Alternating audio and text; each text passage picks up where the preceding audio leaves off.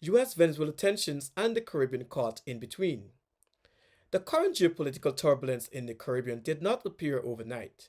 It is the product of decades of shifting alliances, economic interests, and ideological divides between the United States and Venezuela, two nations whose policies have had ripple effects across Latin America and the Caribbean. At the center of today's crisis lies a web of issues: U.S. military operations against alleged drug cartels in the southern Caribbean, Venezuela's growing partnership with global powers such as Russia, China, and Iran, and the precarious balancing act smaller Caribbean states must play to protect sovereignty without provoking larger powers. This renewed tension follows Washington's authorization of covert CIA operations, a series of lethal strikes in Caribbean waters, justified under the pretext of narcotics control but condemned by human rights groups as extrajudicial. Meanwhile, Venezuela's government, led by President Nicolas Maduro, has responded with military mobilizations and warnings of imperialist aggression, evoking memories of Cold War interventions that once destabilized Latin America. The US Venezuela rivalry intensified in the early 2000s under the late President Hugo Chavez, who pursued an anti US foreign policy grounded in Bolivian socialism. Chavez nationalized oil resources and used Petrocarb, a discounted oil supply program, to gain influence across the Caribbean. For many small island states, this was a lifeline, allowing them to purchase oil on credit and redirect scarce funds to social programs. However, when Venezuela's economy began collapsing in the mid 2010s, amid sanctions, corruption, and falling oil prices, the Caribbean nations that had grown dependent on its generosity faced a financial shock. As Caracas turned inward to survive, the US filled the vacuum, re engaging with the region through security cooperation, investment promises, and strategic defense partnerships. Now, this tug of war between Caracas and Washington effectively divided the Caribbean's loyalties, forcing many governments, including Guyana, Trinidad and Tobago, and Jamaica, to walk a diplomatic tightrope between economic benefit and political principle. The major milestones, from sanctions to shadow diplomacy. In 2015, the US formally labels Venezuela a national security threat, imposing heavy economic sanctions targeting oil, banking, and trade sectors.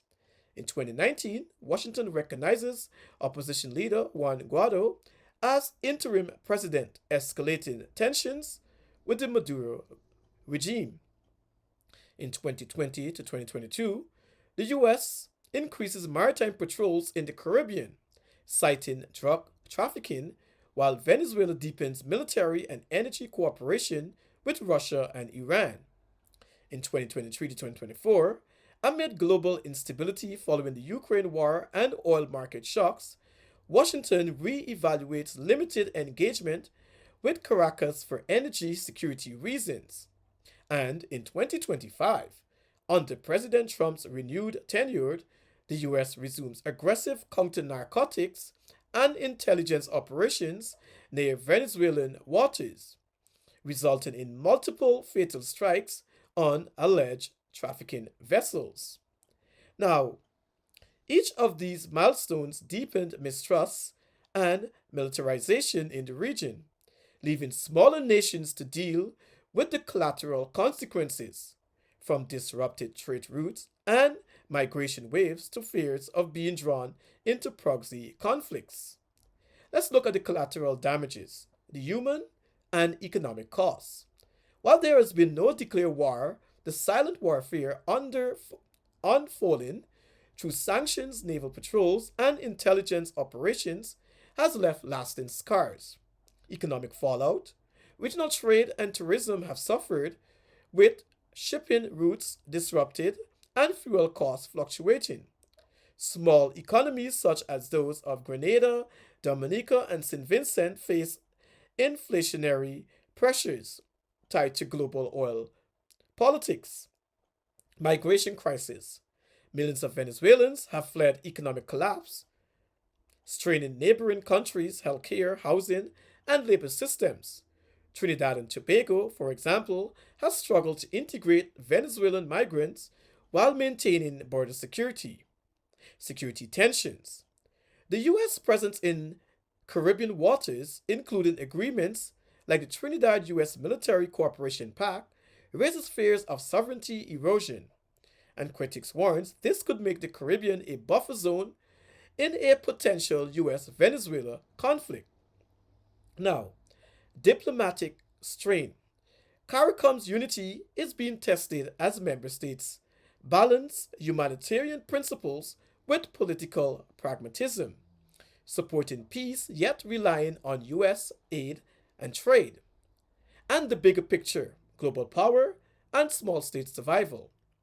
Behind this regional tension lies a global contest for influence. The US seeks to maintain hemispheric control. China continues investing billions in infrastructure under the Belt and Road Initiative, and Russia provides diplomatic and military support to regimes like Maduro's as a way to challenge Western dominance. For poorer nations, this means survival often depends on diplomatic agility, securing investment and protection without becoming pawns in the game. For wealthier powers, it means using aid, loans, and defense deals as instruments of leverage. Now, in this geopolitical chessboard, countries like Guyana, now an emerging oil giant, find themselves at the intersection of opportunity and vulnerability. Guyana's economic rise positions it as a potential stabilizer, but also as a target of geopolitical pressure, particularly as it strengthens ties with both the US and CARICOM amid border tensions and Venezuela, and looking ahead, avoiding the domino effect. The Caribbean's path forward hinges on diplomacy, regional solidarity, and assertive neutrality. If lessons from histories are to be heeded, the region must resist being drawn into the gravitational pull of global rivalries. While the US and Venezuela continue their standoff, the real cost is borne by small nations, not in bombs and bullets, but in economic strain, social dislocation, and eroded sovereignty. As CARICOM leaders reaffirm the Caribbean as a zone of peace, their challenge is to ensure that this declaration remains more than symbolism, that it becomes shield for regional independence in an era of resurgent imperial politics. This is Dunstan Wilson for News Guyana 24. Keep it real, raw, and relevant, and remember, the tape never lies. Thank you for listening.